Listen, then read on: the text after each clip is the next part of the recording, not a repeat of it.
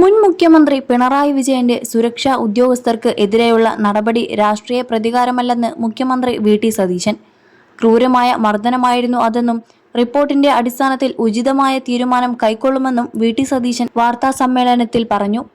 ഉദ്യോഗസ്ഥർക്കെതിരായ നടപടി രാഷ്ട്രീയ പ്രേരിതമല്ലെന്നും ആദ്യത്തെ മന്ത്രിസഭായോഗത്തിൽ എടുത്ത തീരുമാനമാണെന്നും മുഖ്യമന്ത്രി ചൂണ്ടിക്കാട്ടി.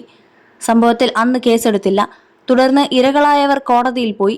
കോടതി കേസന്വേഷിക്കാൻ പോലീസിനോട് പറഞ്ഞു. എന്നാൽ പോലീസ് അന്വേഷണത്തിലെ യഥാർത്ഥ റിപ്പോർട്ട് അട്ടിമറിക്കപ്പെട്ടു. സംഭവത്തിന്റെ വീഡിയോ ഇല്ലെന്നും അത്തരത്തിൽ മർദ്ദനം നടന്നിട്ടില്ലെന്നുമുള്ള പച്ചക്കള്ളം പോലീസ് കോടതിയിൽ പറഞ്ഞു. എന്നാൽ ഇരകളായവർ അതിന്റെ വീഡിയോ കോടതിയിൽ ഹാജരാക്കി. ഇന്നും ചാനലുകളിൽ ആ വീഡിയോ കണ്ടുകൊണ്ടിരിക്കുന്നു, സതീശൻ ചൂണ്ടിക്കാട്ടി. തുടരന്വേഷണത്തിന് കോടതി ഉത്തരവിട്ടു. എന്നാൽ അന്വേഷണം നടത്തിയില്ല. ഈ ഘട്ടത്തിലാണ് തങ്ങളുടെ സർക്കാർ അധികാരത്തിലെത്തിയത്. ഞങ്ങൾ പ്രത്യേകാന്വേഷണ സംഘത്തെ വെച്ച് അന്വേഷിപ്പിച്ചു.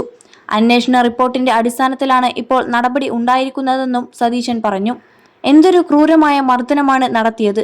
SP നൽകിയ റിപ്പോർട്ടും ക്രൈംബ്രാഞ്ച് DYSP നൽകിയ റിപ്പോർട്ടും പൂഴ്ത്തി.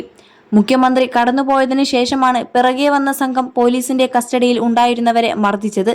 21 ലക്ഷത്തോളം സന്തുഷ്ടരായ ഉപഭോക്താക്കളും 2 ലക്ഷത്തോളം തിമിര ശസ്ത്രക്രിയകളും പൂർത്തിയാക്കിയ മലബാറിലെ ഏക കണ്ണാശുപത്രി Alsalama high hospital, hospital road, Perinthalmanna. കേരളത്തിൽ ആരെങ്കിലും ആ ദൃശ്യം കണ്ടാൽ സഹിക്കുമോ? മക്കളുള്ള ആരെങ്കിലും കണ്ടാൽ അത് സഹിക്കുമോ? ഞാൻ അതാണ് പറഞ്ഞത്. ചില കാര്യങ്ങൾ മറക്കാനാകില്ലെന്ന് വി.ടി. സതീശൻ പറഞ്ഞു. അതോടൊപ്പം മുനമ്പത്തെ പാവപ്പെട്ട മനുഷ്യരെ ഇറക്കിവിടുന്ന ഒരു സാഹചര്യവും ഉണ്ടാകില്ലെന്ന് ഉറപ്പു നൽകുന്നതായി മുഖ്യമന്ത്രി വി.ടി. സതീശൻ. എത്രയും പെട്ടെന്ന് അവർക്ക് നികുതി അടക്കുന്നതിനുള്ള സംവിധാനം ഒരുക്കുമെന്നും ഭൂമിയിൽ പൂർണ്ണാവകാശം വാങ്ങിച്ചു കൊടുക്കുമെന്നും വി.ടി. സതീശൻ ഡൽഹി കേരള ഹൗസിൽ ചേർന്ന വാർത്താസമ്മേളനത്തിൽ പറഞ്ഞു. കേരളത്തിന്റെ വികസനത്തിനായി വിഭാവനം ചെയ്തിട്ടുള്ള സ്വപ്ന പദ്ധതികളെക്കുറിച്ചുള്ള ധവളപത്രം ജൂൺ ആദ്യവാരത്തിൽ പുറത്തിറക്കുമെന്നും മുഖ്യമന്ത്രി പറഞ്ഞു.